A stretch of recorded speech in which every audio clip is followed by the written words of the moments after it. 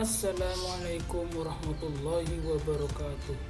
Halo sobat belajar, kembali bersama saya Ahmad Samsul Arifin. Sudah siap ya menyimak materi kali ini? Kita akan belajar bersama-sama tentang perkembangbiakan tumbuhan. Sobat belajar pastinya sudah tahu kan artinya berkembang biak? Dalam pertemuan ini, sahabat belajar akan mengidentifikasi perkembangbiakan tumbuhan secara generatif melalui gambar dan video, dan memahami bagaimana tumbuhan berkembang biak secara generatif. Makhluk hidup berkembang biak dengan menghasilkan keturunan. Makhluk hidup juga berkembang biak untuk melestarikan jenisnya.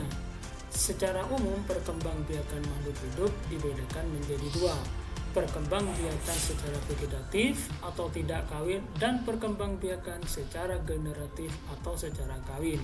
Pada pembelajaran kali ini, kita akan membahas perkembangbiakan secara generatif. Pada perkembangbiakan secara generatif dialami oleh tumbuhan berbiji melalui penyerbukan. Penyerbukan atau polinasi merupakan proses jatuhnya serbuk sari di atas kepala putik sehingga terjadi pembuahan pada tumbuhan.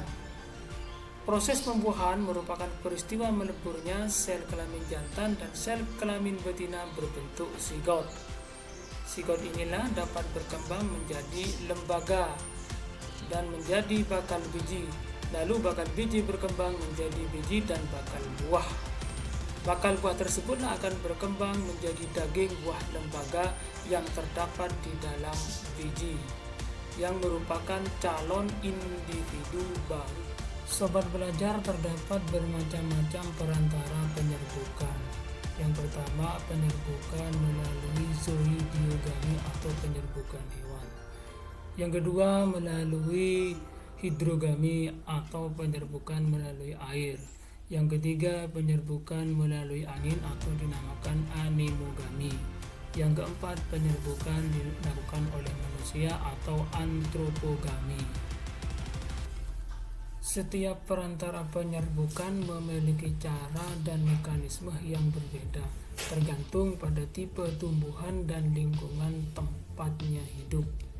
Adaptasi ini memungkinkan tumbuhan untuk memaksimalkan peluang penyerbukan dan reproduksi mereka. Berdasarkan asal serbuk sarinya, terdapat bermacam-macam cara penyerbukan tumbuhan.